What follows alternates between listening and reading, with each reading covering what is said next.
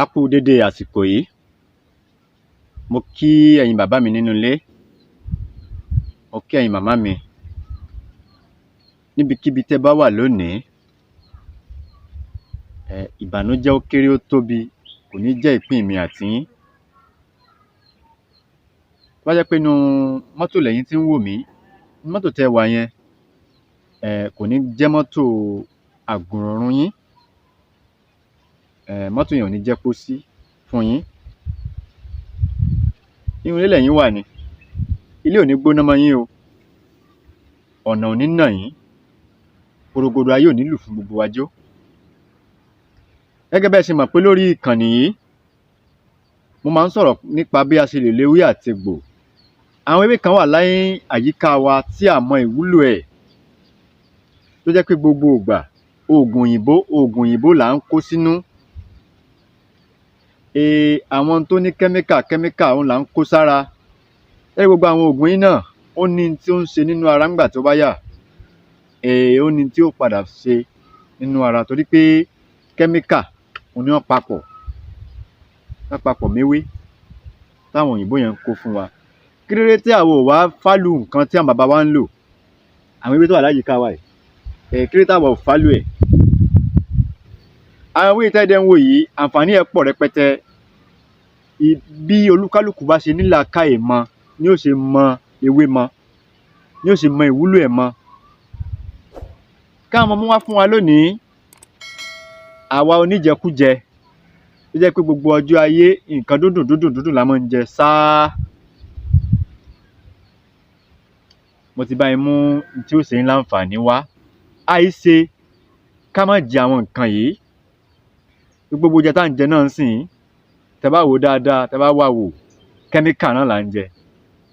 Ẹ wò àwọn bàbá wa nílùú òkè, ẹ wò àwọn ìyá wa, ẹ wo ọjọ́ orí wọn. Ìyá mi ò fi ẹnu kan magí tó fi jáde láyé. Bẹ́ẹ̀ àwọn bàbá wa mi ò fi ẹnu kan magí tó fi jáde láyé. Gbogbo ọjọ́ àti ayé tàwa nǹkan dúndùn náà ló sì ń tún ayé àwa ọkùnrin ṣe. Ẹ má jẹ́ kí n sọ pé ó ń ba ayé ọkùnrin jẹ́. Ó ń tún ayé àwa ọkùnrin ṣe. Àtobìnrin náà o. Tí jẹ̀díjẹ̀dí bá pọ̀ lára, ọmọkùnrin kò ní lè ṣe bí ọmọkùnrin. Tí jẹ̀díjẹ̀dí bá pọ̀ lára, ó máa ń dààmú àwọn obìnrin náà, àmọ́ tí wọn ò pọ̀ tó tiwa torí pé àwa ni elépo tá à ń já epo, àwọn ń ra epo ni. Agúnmu jẹ̀díjẹ̀dí mo mú wá fún wa lónìí. Tẹ́ bá ṣe agúnmu yìí, ẹ pè mí, ẹ dúpẹ́. Ọlọ́run á jẹ́ ká rí ṣe o. Tó bá lè fojú ara rẹ rí ìgbẹ́ tó bá yà, ẹ̀rù gan bà ẹ́. Ṣérù nǹkan báyìí wà nínú ara mi? Ikun ni o, ọ̀rá ni o, ẹ máa rí i. Kán la máa lọ wá fún nǹkan yìí. Nǹkan tó wà láyìíká wa náà ni. Ọ̀pọ̀lọpọ̀ ẹlòmíì gbìn ní fúláwà tí wọn ò mọ ìwúlò ẹ̀. Ẹ lọ bá mi lọ wá èso àsùnwọ̀n. Ó lè jẹ́ àsùnwọ̀n dúdú, ó lè jẹ́ tòyìnbó torí àsùnwọ̀n oríṣi méjì la ní. A ní local one, a ní foreign one. Èyíkéyìí tá a bá rí inú méjèèjì, èso àsùnwọ̀n àti àlùbọ́sà áyù, àwọn kan pè ní àlùbọ́sà ńsérémú. Èyíkéyìí tá a bá wò ó pé ìkan náà ni. Ẹ jẹ́ kí n fi hàn yín. Èso ṣé ti rí báyìí? Èso àsùnwọ̀n òun náà ni ẹ̀ ń wò yìí. Ṣé ti rí báyìí? Èso àsùnwọ̀n àti àlùbọ́sà áyù. Àlùbọ́sà áyù òun náà ni ẹ̀ ń wò yìí. Báwo la ṣe máa ṣe? Ẹ má gbàgbé láti subscribe sórí ìkànnì yìí. Ẹ bá mi share program yìí. Torí pé nǹkan tí mo fẹ́ lọ́wọ́ yín náà nìyẹn. Ẹ bá mi subscribe, ẹ share. Àwọn ọ̀pọ̀lọpọ̀ èèyàn wà nínú ilé tí àwọn àrùn ń ṣe. Ẹ dẹ̀ mọ̀ pé àrùn inú ni kó máa pa ara díẹ̀díẹ̀. ọ̀pọ̀lọpọ̀ ẹlòmíì ti gbabẹ́rẹ́ tó yẹ pé Inukunkun inú tó ń kùn kò fi sílẹ̀. Àrùn burúkú ni. Tínú èèyàn bá ń kùn, àtọ̀sí máa ń fà á. Tá a bá tọ́jú àtọ̀sí tí ò bá lọ, bóyá láti kékeré ni la tọ́jú ẹ̀ tí ò lọ, tó bá padà yá, inú ó máa kùn nígbà tí Sànní Adé bá ń ta jìtá.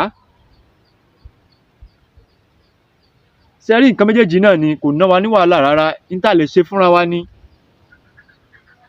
Èso àsùnwọ̀n àti àlùbọ́sà áyù, ṣé gálíìkì kọ́ lẹ̀yin olóyìnbó ń pè é? Àlùbọ́sà áyù àti èso àsùnwọ̀n, ẹ kó sínú odó, ẹ gún papọ̀. Èso yìí tútù ní kẹ́ ẹ gún pẹ̀lú àlùbọ́sà yìí, ẹ gún papọ̀. Tó bá ti kúnná, ẹ sá sóòrùn, ṣó ti gbẹ, ẹ lọ̀ ọ́, ṣe bẹ́ẹ̀ ti lọ̀ ọ́. Tá a bá fẹ́ lò ó, ẹ̀kọ gbígbóná ló dáa jù láti fi lò ó. Ẹ kú kó di powder, tó ti di powder. Síbíìmù kọ̀ọ̀kan, ẹyọ síbíìmù kọ̀ọ̀kan, òun ni kẹ́ máa lò. Ó wá kéré jù, ẹ máa lò ó ní ẹ̀ẹ̀mejì lọ́sẹ̀. Síbí ẹ̀mùkọ ẹyọ kan kẹ́ máa fi po ògì. Ó wá kéré jù ẹ̀ẹ̀mejì lọ́sẹ̀. Ẹ jẹ́ ká máa lò ó. Ọlọ́run á jẹ́ ká rí i ṣe. Ẹ dúpẹ́ lọ́wọ́ mi fún iṣẹ́ tí mo fi kalẹ̀ yìí. Ó ṣiṣẹ́ fọ́kùnrin, ó ṣiṣẹ́ fóbìnrin. Pàápàá jùlọ táwọn ọkùnrin bá ń lò ó, ọkùnrin ó lè ṣiṣẹ́ ọmọkùnrin. Nǹkan ọmọkùnrin wa ó lè le bó ṣe yẹ kó le. Ara wa ó lè gbá yágíyágí. Àwa ń ṣe ẹ̀kan, ó wá ń rẹ̀ wá. Àwa ń ṣe ẹ̀kan, kíní wa wá dẹnu kọlẹ̀. Ó kù díẹ̀ káàtó fáwọn ọkùnrin bẹ́ẹ̀ o. Ẹ má jẹ́ ká fira wa ṣeré o. Wọ́n ní ìlera lóògùn ọrọ̀. Ẹ jẹ́ ká tọ́jú ara wa. Ara ń fájò. A ní jù báyìí lọ lórí ètò yìí. Orúkọ mi ni Dr. Hafiz Abolade. Ojú tí ẹ fi ń wò mí, ojú náà ò ní fọ́. Etí tí ẹ fi ń gbọ́ mi, etí náà ò ní di. Níbikíbi tí ẹ bá ti ń mú owó, tí ẹ ti fi ra data, láti máa fi wò mí, ọwọ́ yín ò ní kan ìsàlẹ̀ àpò. Ẹ wá ní nẹ̀kan tán kẹ́ ẹ torí kan. Ẹ ṣé tẹ́ ń tẹ́tí sí mi. Ire o. Ó dìgbà kan náà.